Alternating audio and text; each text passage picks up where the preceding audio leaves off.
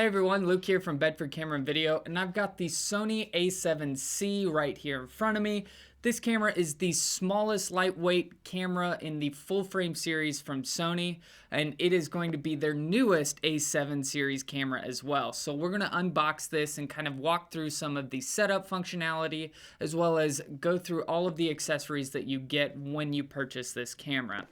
So right now, the A7C that we have is the kit option. So it's going to come with the Sony FE20 8 to 60 millimeter f4.5 to 6. So this is going to be a really great lightweight entry point for a lens that allows for a lot of versatility, especially for those that are going to be utilizing this camera on top of a gimbal system or even just utilizing it for a vlogging aspect. So let's go ahead and unbox this. All right.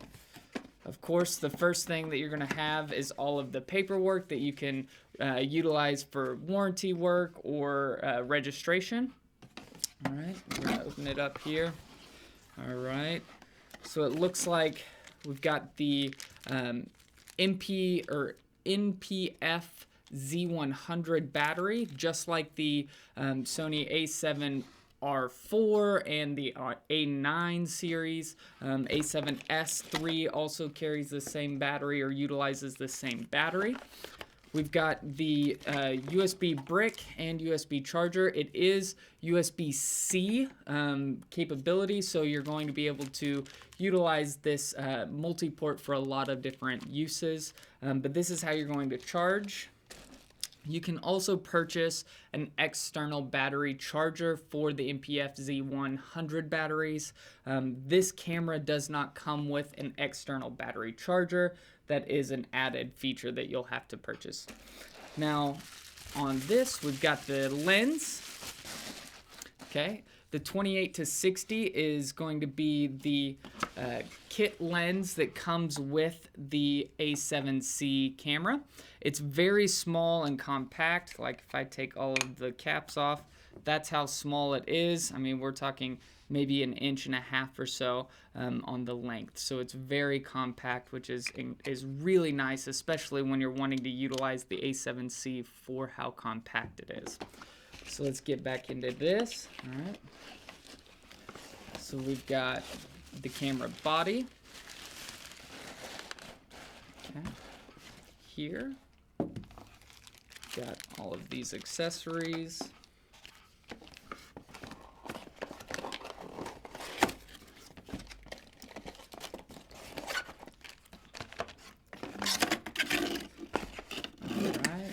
Okay, looks like that's it, so we'll move this out of the way for now. Okay, so we've got the A7C camera body, the kit, the kit lens, the 28 to 60. Like I said, you have your USB charging cable and a brick for your charging capabilities. They also send in, Sony also includes a much nicer USB cable with the USB Type B or Type A and USB-C on the other end for transferring data, utilizing the multi-port on the side of the camera.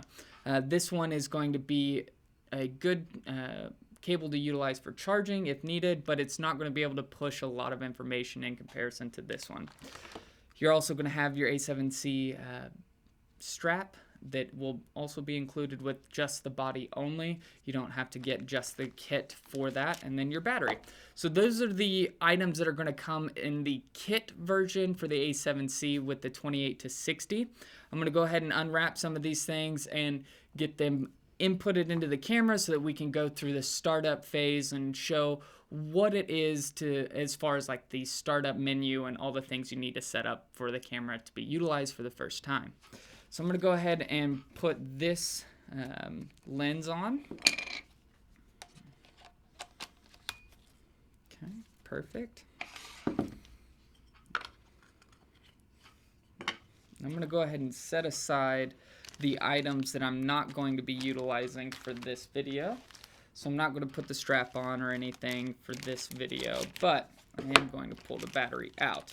Now, I do want to mention that the vast majority of manufacturers, when they send a camera or a rechargeable battery by itself, when you first purchase these, they're most likely going to have anywhere from about 30% to 50% charge on them. So if your goal and intention is to purchase this camera, pull it out of the box and go to a shoot, make sure that you have maybe another battery on charge ready for it, just because you don't want to get out somewhere and realize that you only have 30% on that new battery.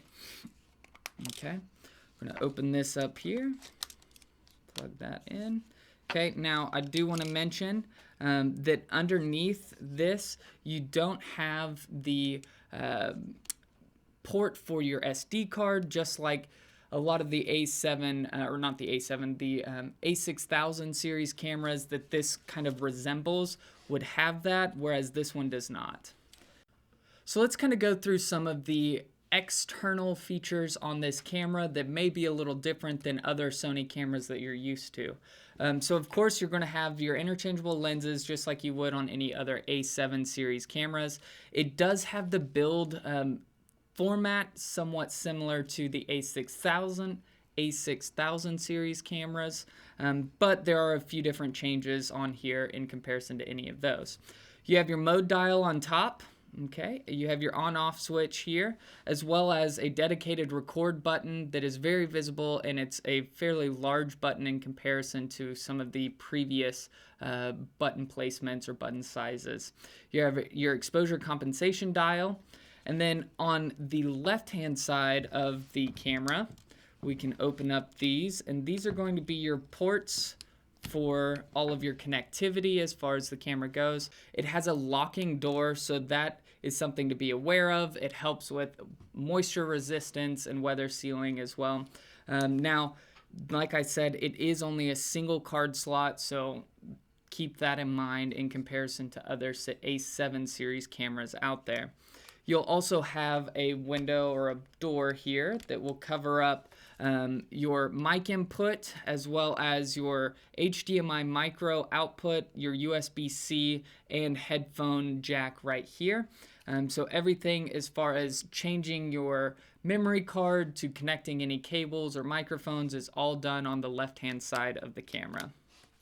They all also have a pretty nice little feel as you snap them in on the left side of the camera, so it's a little less guesswork in comparison to some other rubberized doors that you really kind of have to finagle in there. These have a good click in as you're utilizing those.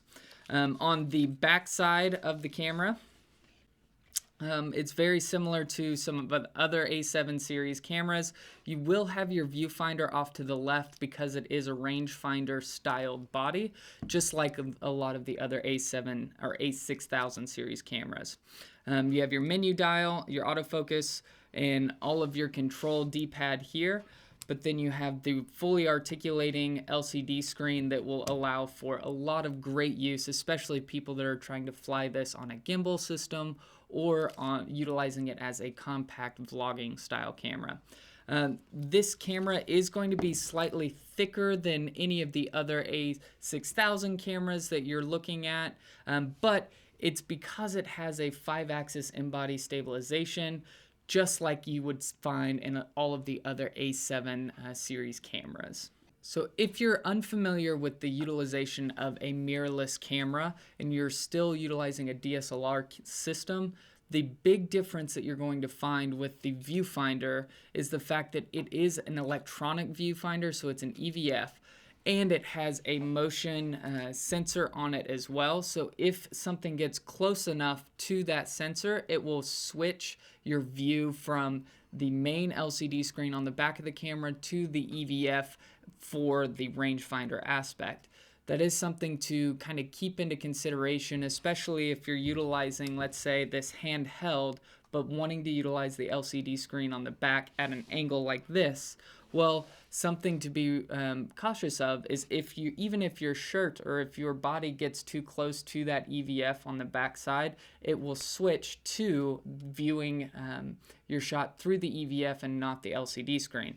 You can go through and change the view mode to where it will only utilize the LCD screen if that is something that you would like. So that kind of gives you a rundown on everything outside of the camera itself. Now let's go ahead and turn it on for the first time and get through the setup menu, and then we can talk through a little bit about some of the main features that you're going to find in the A7C. Okay, so the first thing I'm going to do is select English, and then I'm going to go through and set my date and time. I'm going to go to Chicago, Mexico City area. I'm going to select on for my daylight savings, and then I'm going to set my date and time here. So it is the 23rd, and then it is 1:30 p.m. Okay. Now to switch to the PM, you're going to just scroll through the hours until you find the proper one. Date format, I'm going to leave it as so and hit enter. Now this is where you're going to be prompted with a screen that has a imaging edge icon with a QR code to the bottom left.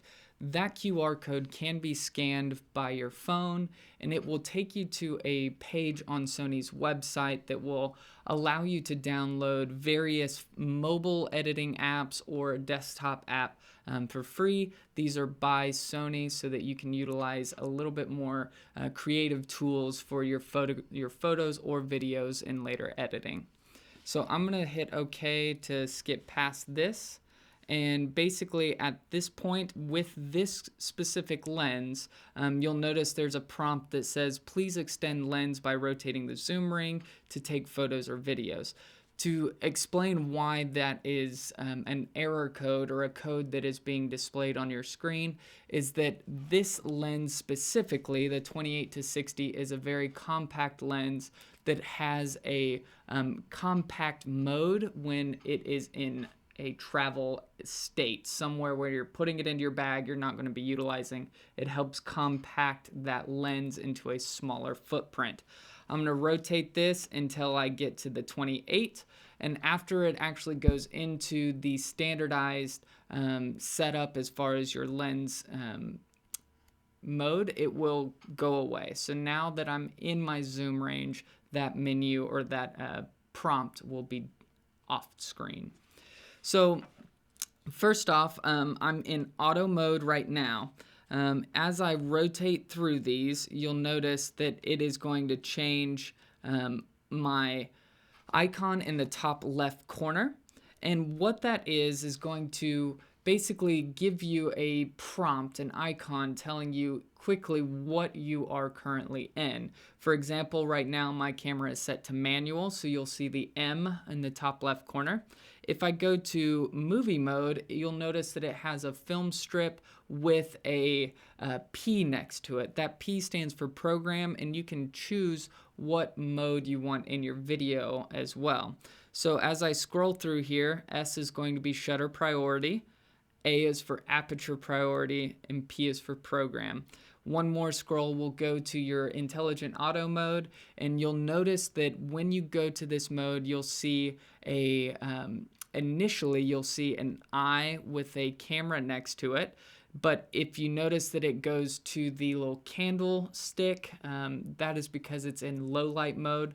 Intelligent Auto will basically choose the settings that it thinks best for the scenario that you're currently shooting in.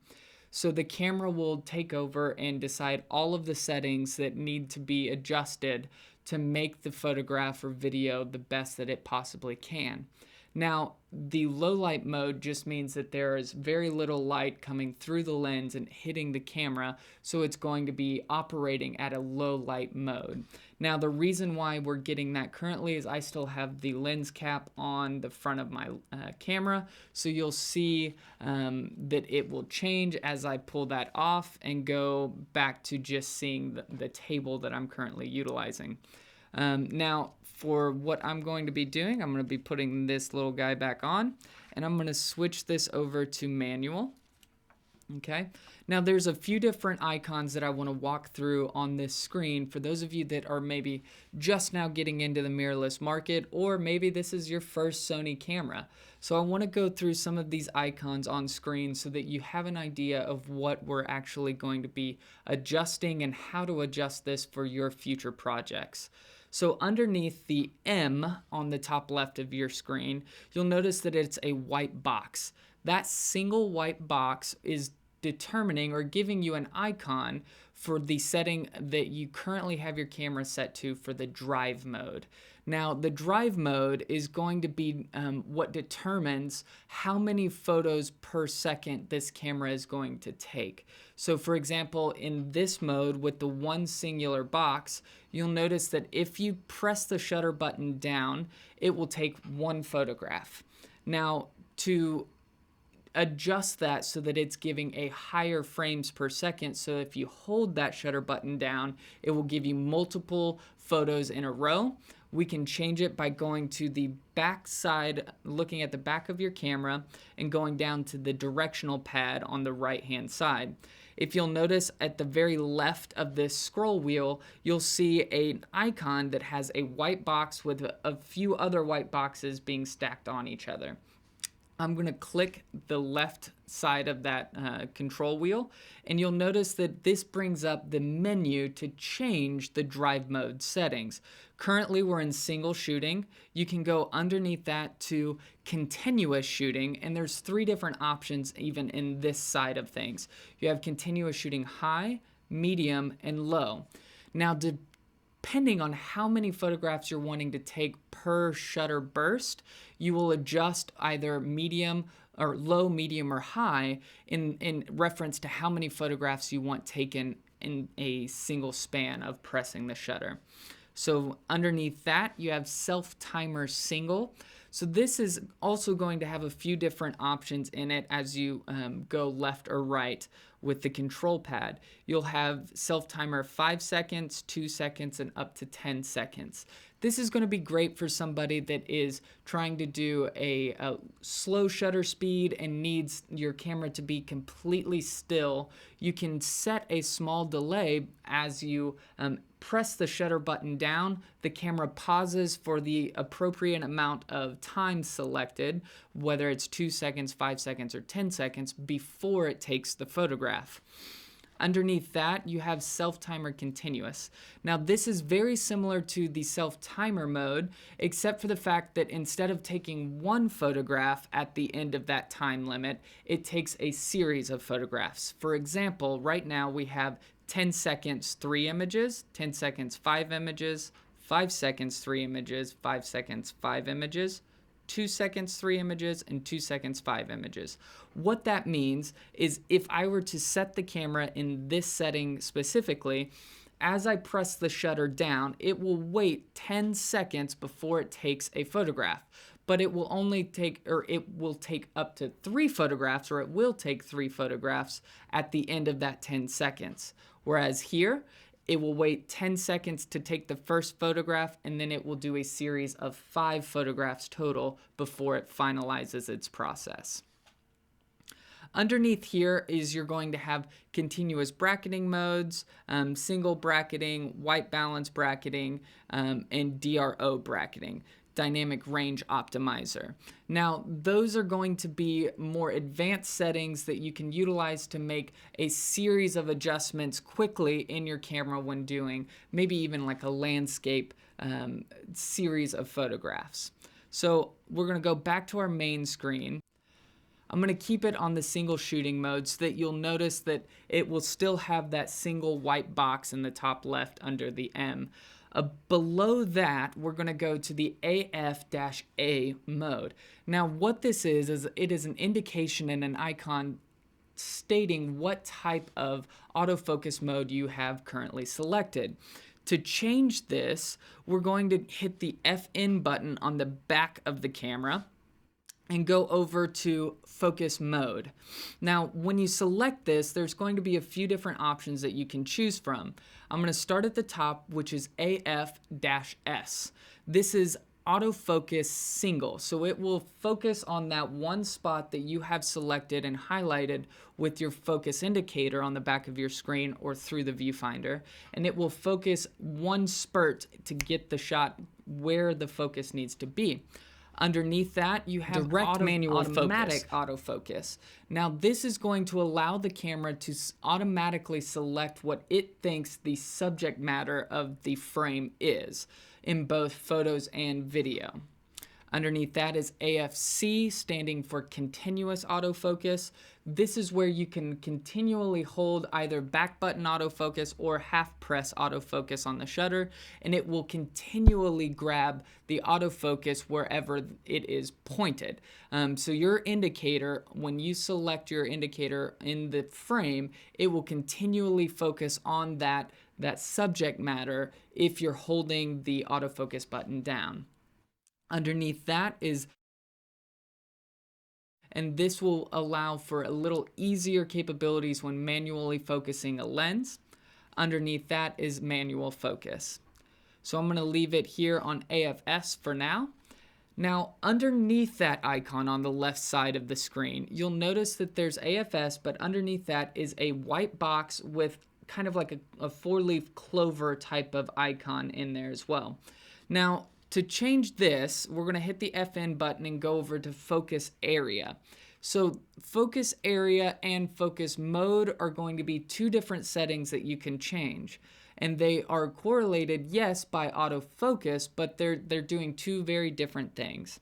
The autofocus area, when you select that, it will give you a variety of different options as far as how much of the image is being allowed to be focused on when utilizing a mode or a focus area.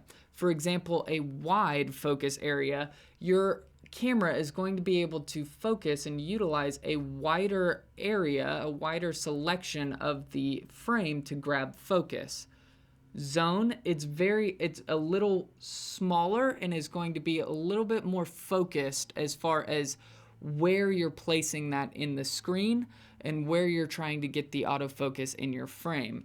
Of course, going down, center is going to allow the autofocus to be found within the center of the frame. Flexible area or flexible spot, this is a very common way to be precise on what you want the camera to focus on. Now, there are a few different options in here. You have low, medium, or you have large, medium, and small. These are going to be a single square on your frame that you can utilize the directional pad on the back of the camera to select where you want your autofocus to be captured.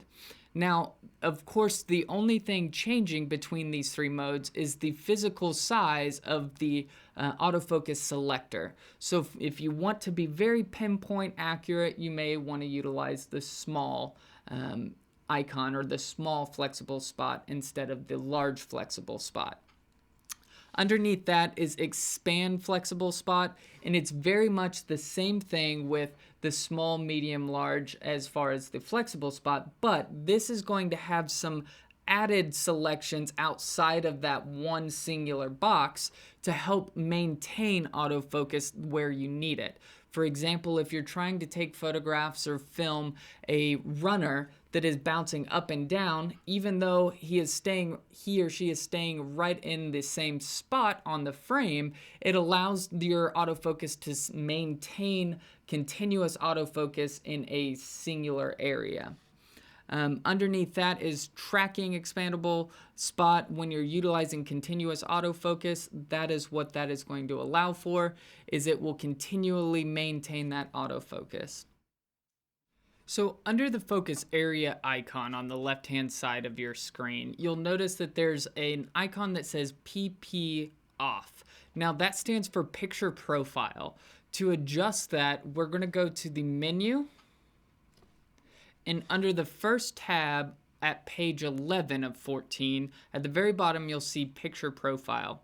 you can select that utilizing the enter key on your D-pad and go through PP1 all the way to PP10. Now, to get a better understanding of each one of these picture profiles, I would suggest going through the manual system and figuring out which one is going to work best for your situation. For now, I'm going to leave it off and go back to the main screen. So underneath that, you'll notice that there's a kind of a silhouette of a person with brackets on either side of the face, and it says AF on. Now what that is it's going to be an icon determining, or at least explaining, what setting you currently are utilizing for your face detect autofocus system and eye detect autofocus system. And how we're going to access that information as far as how we can change it. We're going to hit the menu button, and under the first tab in page 5 of 14, you'll notice that you'll see the face/eye autofocus set. I'm going to hit enter on that utilizing my directional pad on the back of the camera and go through some of these options with you. So the priority in autofocus, you can turn this on or off. I'm going to go ahead and select on. And then you can actually determine or give a priority towards human faces or animal faces with the new Sony autofocus system. For right now, you can see the two different options you have. I'm going to select human for now. And then you even have the ability to break down into a even higher preference, or a much more specified preference in which eye you want to set more of a priority on, whether it is the left eye or the right eye. Or you can select auto, which it will basically tell the autofocus system to grab autofocus on the subject's eyes, but it does not have a preference on left or right. Now, underneath that, you'll see it says face/eye frame display. And what this is in reference to is when you're actually viewing the live view and seeing the autofocus adjusting and tracking as subject matter, you'll notice that it has a bracket or a box around the subjects that it is tracking, utilizing the eye and face autofocus system. I'm going to go ahead and turn that on so that I know for without a doubt where the autofocus is going to be selected, or trying to be selected, as far as which subject matter it's utilizing. Now under that, you have animal eye display. It's very much the same thing. Instead of a box around a human's face, you'll notice that it'll be around an animal's face.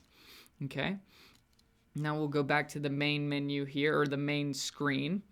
On the top, more towards the left side, you'll notice that it's flashing no card. It's currently because I don't have a memory card put into this camera. Now, when you do get that and you do press or put a memory card into the camera, it'll display information such as how many frames you have left on the memory card before it's full.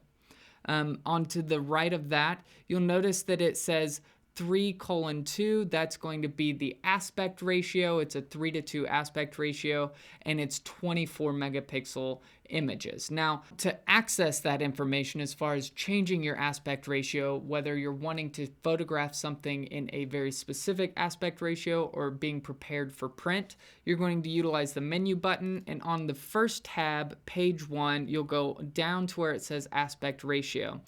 This will give you 4 different options: a 3:2, a 4:3, a 16:9, and a 1:1. These are just the most popular aspect ratios that you can shoot in, and will be a reference back to specific picture sizes if you want to print them. So I'm going to leave it on 3:2 right now. That's the common aspect ratio to utilize. And then you'll notice it says the 24M, which stands for the 24 megapixels. And to adjust that, I'm going to hit menu again. And under the first tab, page 1, you'll notice that it says JPEG image size. And right now it's utilizing the full resolution of this sensor, which is a 24 megapixel backside illuminated full frame sensor. Now you can go to a smaller image size for a 10 megapixel, or even down to a 6 megapixel. to get the most out of your camera, to get the most resolution, I would suggest utilizing the 24 megapixel images. Now, on top of that, you will notice that it says JPEG quality. If you select that, there's 3 different options: extra fine, fine, and standard. If you want the highest quality coming out of your camera, I would highly suggest utilizing extra fine. Now, on top of that, you'll notice that you'll see file format and raw file type. If I go to file format, it gives me 3 different options: raw, raw plus JPEG, and JPEG only. To give you an example of what those are meaning or in reference to, a JPEG file type is going to be a standardized image file type. So computers across the board, phones, emails, things like that will automatically be able to handle and interpret a JPEG image. Whereas a RAW format is going to basically give you the full capabilities, the full expanse of what your camera can produce in a single image for editing purposes. You're not going to want to utilize RAW if you want to take these photos directly to a kiosk to get printed or to download onto your phone. The times you want to utilize a RAW format is going to be when you're trying to post-process these images through a RAW processor like Photoshop, Lightroom, or Capture One. That's going to give you the full latitude that your camera can produce in a single image, allowing for a lot more adjustments in the highlights and shadows, as well as the amount of color adjustments you have as well.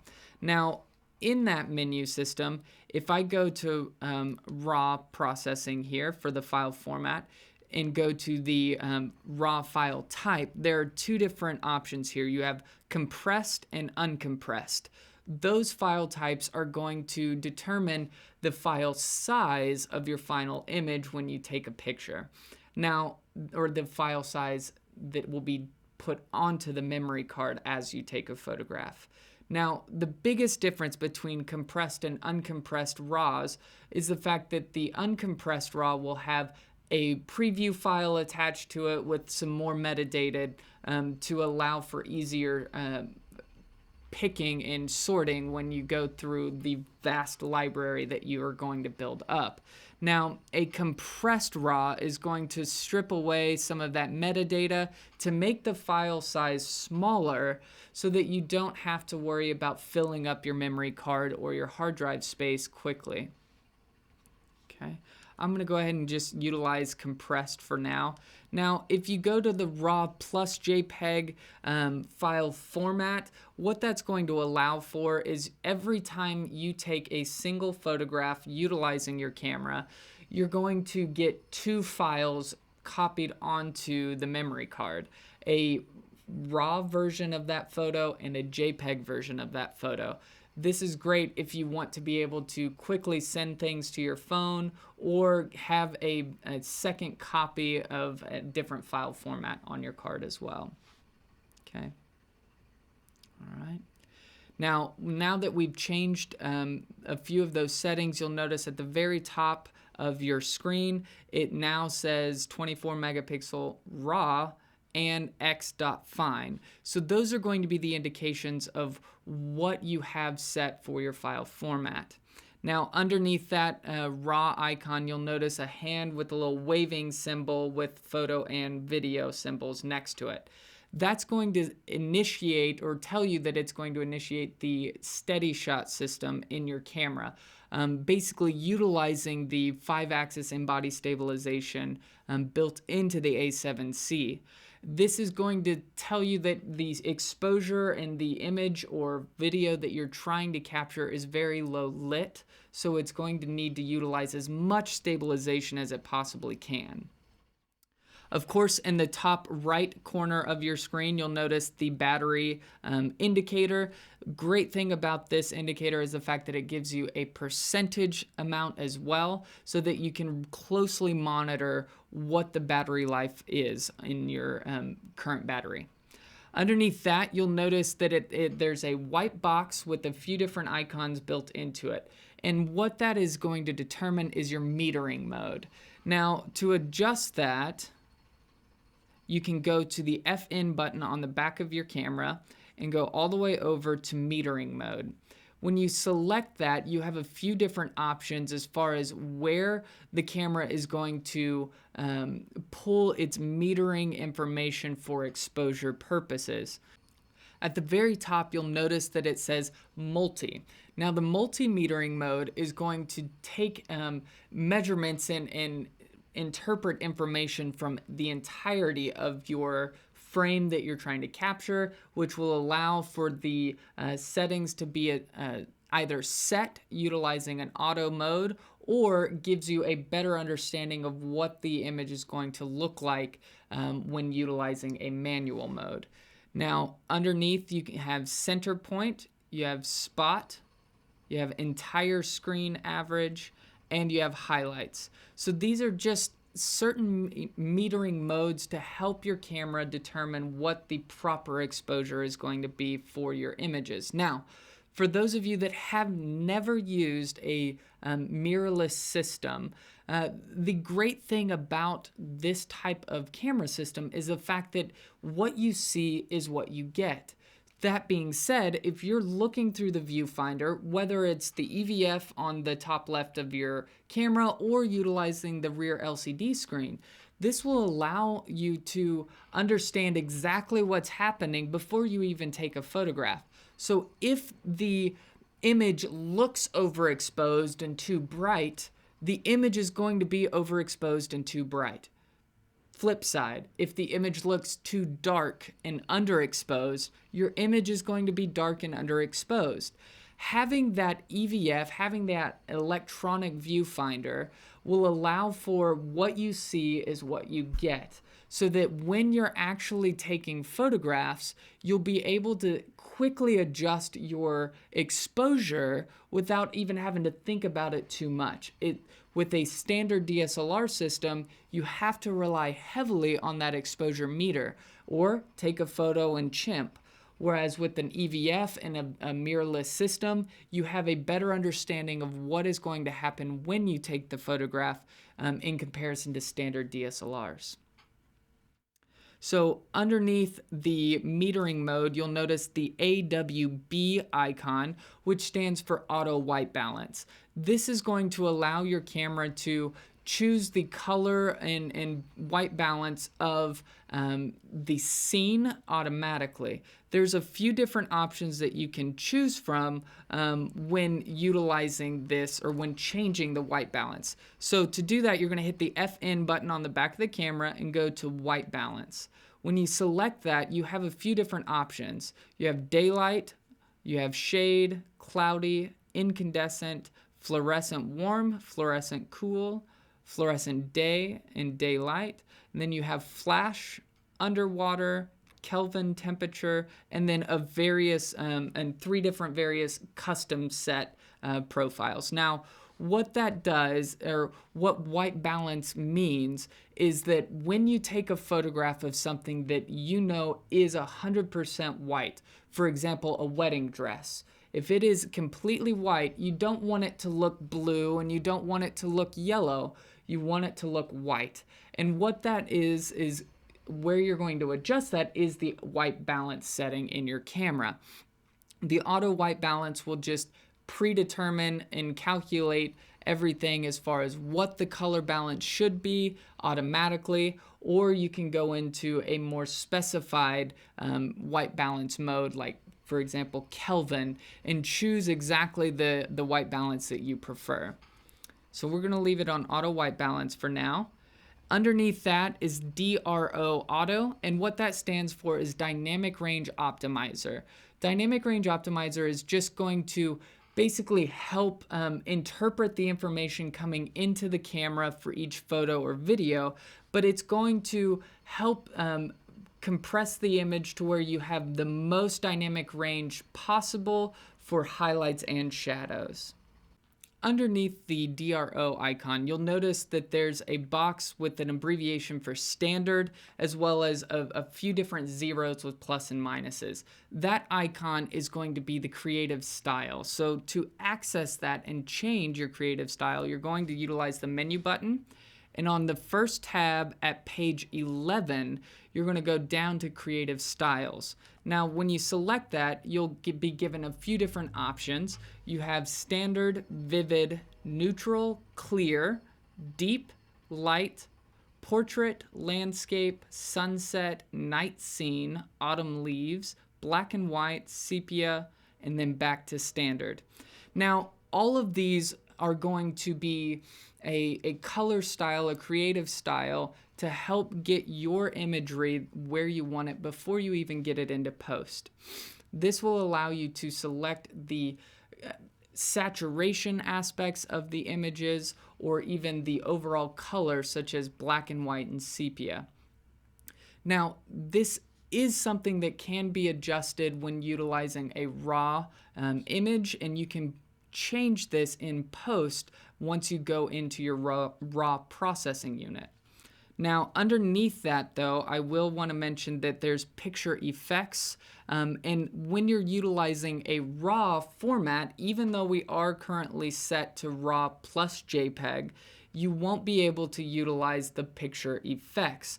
Now, this is going to have, there's going to be a few different options like toy camera and things of that nature that are a little more quirky and fun to utilize for a creative purpose. But know that you'll need to be utilizing JPEG only. The picture effect is going to be displayed by at the very bottom right hand corner of your screen. You'll notice that there's a paint palette and a paintbrush with the word off next to it. That is where you're going to see and have a visual representation of what you have your picture style or your picture effect selected. So something like toy camera or other creative modes that the camera has built in. Underneath that, or actually to the left of that icon, you'll notice that it has AV and TV. Now, what those stand for is aperture value and time value. And that's just giving you a visual representation on how to adjust those settings on your camera. For example, the AV has like a half wheel type of icon to the left of it, and that's going to be in reference to the wheel near your thumb on the back of the camera. Whereas the TV, the time value, adjusting the shutter speed, is going to be utilizing this wheel on the actual back of the camera that is also incorporated into the directional pad. So those two wheels will be the way that you determine or to adjust your shutter speed and your aperture in the camera. Underneath that, you'll just see a few different icons that will help you understand or help you read all of the information that you have currently set for your camera. For example, the 1/80 is your shutter speed. It's 1/80th of a second. The f5.6 is going to be your aperture reading, and then your exposure compensation and your ISO reading. You can choose an auto setting to where your camera will automatically select the ISO needed, or you can manually adjust that utilizing the right key on the back of your screen or the back of your camera. The directional pad, you'll notice it says ISO. I'm going to click that, and you can then scroll down or utilize the back wheel to select the appropriate ISO needed. So now that we've talked about a lot of the icons on the main screen when shooting, let's go through and start diving into some of the more in-menu type of adjustments that are really going to help you with your video or photo production with the Sony A7C. So one great feature about the Sony A7C is the fact that it does have the in-body stabilization. Sony refers to this as Steadyshot. To control and adjust those settings for the Sony A7C, we're going to hit the menu button on the back of the camera, and we're going to go to tab 2, page 5 of 10, and towards the bottom you'll see Steadyshot. Now, there's two options here. You can have it on or off. I would suggest having it on to maximize the capability of your camera. So if that setting is turned on, you'll go down to the Steadyshot settings. And from there are a few different options that you can choose from. One, the Steadyshot adjustment can be set to auto, which means your camera is going to enable the steady shot when it feels necessary. Now, that's probably the best way to go about it, especially if you're utilizing a newer Sony lens. Now, one thing that I will want to mention is that you can adjust this manually and going through and setting the actual millimeter that you're going to be utilizing when accessing the steady shot feature. This is really going to be for those people that are utilizing fully manual lenses or adapting a lens across to the Sony platform that does not have any electronic capabilities. So if you're utilizing an older fully manual lens, you can go through this and actually set up the steady shot for that specific millimeter. For right now, though, I'm going to utilize the auto feature and keep it there. Sony does a great job with all of their cameras that have the in-body stabilization to really help you stabilize any type of photo or video that you're trying to accomplish. So there are a few different options that you can choose from when you're wanting to set the A7C up for video purposes. To do that, we're going to switch the top mode dial to the video mode, and then we're going to hit menu on the back of the camera. Once you get there, you're going to go to page or tab 2, page 1, and you'll see that you'll have the option to do the exposure mode as well as file format and record settings. Exposure mode is going to allow you to select between manual, shutter priority, aperture priority, and program. For right now, I'm going to leave it in manual exposure. That way you can control the vast majority of everything from your camera. Now, the next thing that I want to do is hit menu again and go down to the file format. When you utilize file format, you'll have two different options. You'll have 4K and HD. That is going to be determined by the project that you're wanting to facilitate, whether you need to be in a full HD mode or 4K. I'm going to leave it in HD for right now. Now, underneath that, you'll see the record settings. When you select record settings, you'll be able to select what frame rate and bit rate that you're wanting to record in. For example, you can go from 24 frames a second at 50 megabits per second, all the way up to 120 frames a second at 100 megabits per second. Now, that's going to be the capabilities within the 1080p. For example, in 4K, you'll be able to go up to 30p. Since I'm in the 1080 mode, I'm going to go ahead and select the 120 frames per second at 100 megabits per second. Now, that's going to allow for the fastest frame rate that this camera can produce, as well as the highest bit rate that it can record in. That's going to give you the most information with the 120 frames per second. That's going to be great for slow-mo usage. The next thing that I want to walk through with you is the audio adjustments for your video mode. Since we have the video mode dial or have the mode dial selected on video, we'll hit the menu button on the back of your camera, and we're going to go to tab 2, but instead we're going to go to page 2. Now, on page 2, you'll be able to come down all the way to audio recording. And if you don't want to be recording any audio whatsoever from the camera itself, you can turn that off. For the vast majority of the time, I would suggest having that on, even if it is just for a scratch disc. Now, we're going to go down to audio record level. This is where you're going to be able to manually set the preamp inside of the camera. You'll be able to adjust this audio level from 0 to 31. Having the audio levels on screen is a great visual representation of what you're recording, but the best way to check is to utilize headphones and make sure that the audio levels are set where you want them.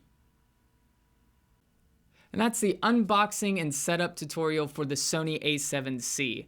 To go ahead and order yours, visit us online at bedfords.com or visit your local store. I'm Luke from Bedford Camera and Video, and we'll catch you next time.